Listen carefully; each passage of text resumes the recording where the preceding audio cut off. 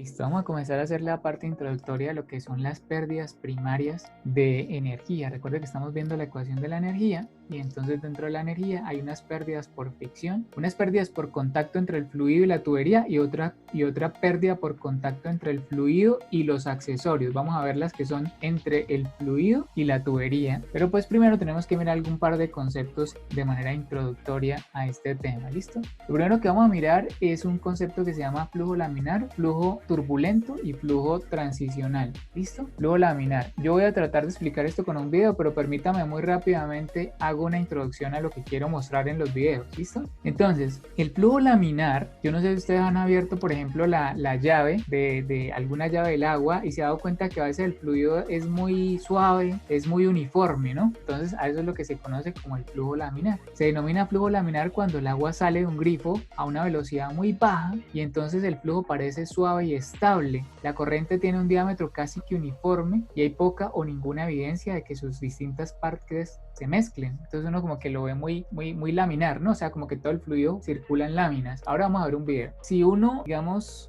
aquí puse el turbulento en el lugar que no era, el turbulento es esta gráfica acá, este sería el laminar. Entonces el turbulento es, usted se da cuenta que si usted aumenta la velocidad, ¿cierto? O abre la llave, digamos, para que salga con más velocidad, con más caudal, el agua tiene una velocidad mayor y entonces los elementos del fluido, usted se pone y observa el fluido, se da cuenta que se vuelve un poquito más caótico, ¿cierto? La corriente. A ese tipo de flujo de los fluidos se le conoce como flujo turbulento. Y mientras que está cambiando de laminar, o sea, de un aspecto suave y estable a un flujo caótico, turbulento, entonces en esa zona se le llama zona de transición, que sería como esta, si lo quisiéramos ver gráficamente. ¿Sí? Entonces, la sección transversal de la corriente, cuando usted tiene el agua de un grifo, que parece oscilar hacia adentro y hacia afuera, como que estás tratando de hacer una transición, aun cuando el flujo todavía permanece muy suave, como muy laminar, esa región del fluido, esa manera de fluir del fluido se conoce como una zona de transición y es una zona donde el fluido está pasando de laminar a turbulento. Listo, vamos a ver un poquito esto en un video muy rápidamente. Listo, vamos a mirar el flujo laminar en este video. Aquí el video está en inglés, pero quiero, mire la estabilidad y la suavidad del flujo, ¿no? Pareciera que no se estuviera moviendo, ¿no? Parece como un pedazo de vidrio, un pedazo de plástico. Flujo laminar. Como si se cristalizara, ¿no? Muy estable, ¿no? Ustedes lo observan y pareciera que no hubiera no hubiera fluido, ¿no? ¿Listo? Creo que a grosso modo se entiende lo que es el flujo laminar. Por aquí de pronto si usted quiere generar una corriente de flujo laminar, también por aquí podría hacerlo si le... Con un globo es súper sencillo, por aquí me encontré este video.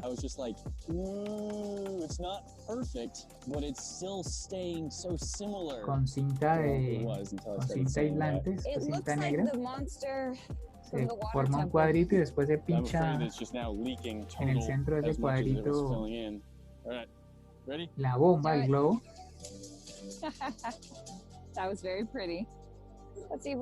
Uno en estos fluidos alcanza a mirar en qué momento es laminar y en qué momento es turbulento. Bueno, uno ve, mira la estabilidad en la salida del flujo. A esto se conoce como flujo laminar. Vamos a ver si dan enfoque un poquito más adelante. Ya más adelante se alcanza a ver que el fluido comienza a volverse un poquito más turbulento, más caótico el flujo, ¿no? Si usted se anima a hacer este reto del globo, pues lo hace y me etiqueta ahí en el video y lo miramos a ver cómo le quedó. ¿Listo? Aquí están haciendo exactamente lo mismo, pero con un globo más grande y más orificios, ¿no?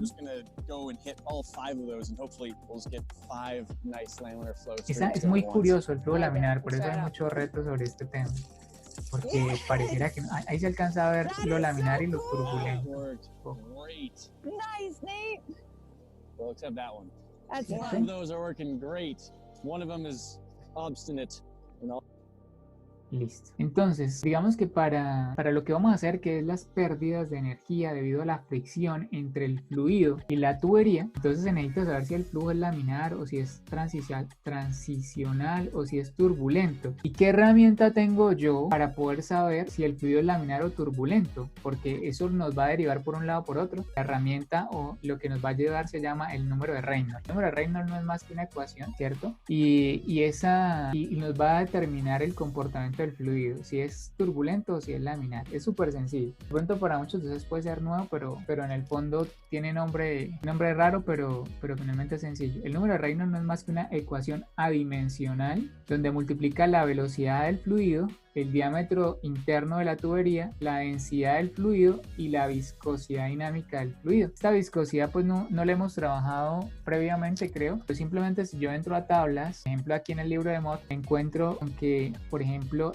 esto en tablas es la viscosidad dinámica del fluido, y al frente está algo que se llama la viscosidad cinemática, que es la misma dinámica pero dividido en la densidad. ¿Qué es la viscosidad? Muy rápidamente, a manera de pronto recordar o de pronto verlos para los que no lo han visto, pues la viscosidad es una propiedad que se define como esa oposición que hace un fluido para fluir. Es la posición que pone el fluido a dejarse fluir. Por ejemplo, la miel es muy viscosa, el aceite es viscoso, y a veces las personas tienden a relacionarlo con la densidad y no necesariamente. Permíteme aquí aclaro alguna cosa. Por ejemplo, la miel es muy viscosa, ¿sí? La viscosidad, vamos a colocar esta viscosidad. La miel es muy viscosa. El aceite también es muy viscoso. El agua no tanto, ¿cierto? Ahora, la miel es muy densa, el aceite no es tan denso y el agua es más densa que el aceite. Entonces no significa que no hay que confundir la viscosidad con la densidad. Por ejemplo, en el caso del aceite, mire, él es viscoso, opone mucha resistencia al movimiento, pero no necesariamente es denso.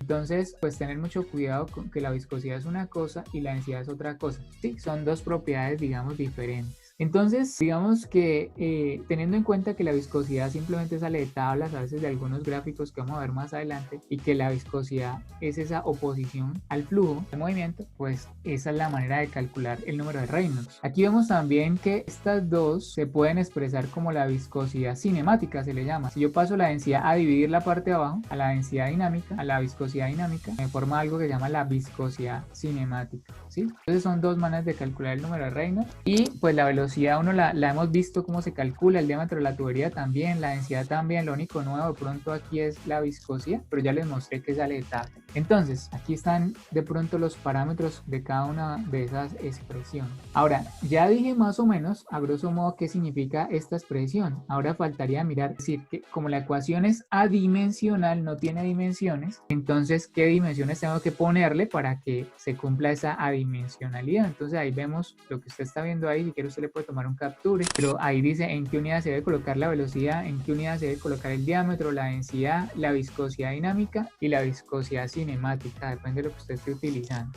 Ahora, ya sabemos las unidades, ya sabemos que el número de Reynolds nos ayuda, pero ¿de qué manera nos ayuda el número de Reynolds? Sí, ¿cómo sé yo realmente que un fluido es laminar o que un fluido es turbulento? Entonces, simplemente depende de la cantidad de número de Reynolds que dé, yo voy a saber si es laminar o turbulento. Por ejemplo, si el número de Reynolds da mayor a 4000, hay otros autores que hablan de 4300. Mott, por ejemplo, habla de 4000. Cengel habla como de 4300. Nosotros pues vamos a cualquiera de los dos, digamos. Cualquier argumento de los dos para mí estará bien. Pero yo aquí tomé 4000 porque me estoy guiando por el libro de Mott. Entonces, si el número de Reynolds, que es adimensional, da mayor a 4000, entonces el fluido es turbulento. Ahora más adelante vamos a ver qué tiene que ver esto con lo que estamos haciendo, pero por el momento vamos a llevarlo de esa manera. Lo siguiente, si el número de Reynolds da menor a 2000, entonces es laminar, el fluido es laminar, como ustedes lo vieron en el video. Y si el número de Reynolds da entre 2000 y 4000 o 4300, el número de Reynolds es transis, el fluido está en zona de transición, pues. ¿Listo? Entonces, bueno, ahora ¿qué vamos a ver a continuación? Vamos a hacer un ejercicio para determinar el número de Reynolds, y con el número de Reynolds, digamos, a ver si el fluido es laminar o turbulento, pero ya será en el próximo video. ¿Listo?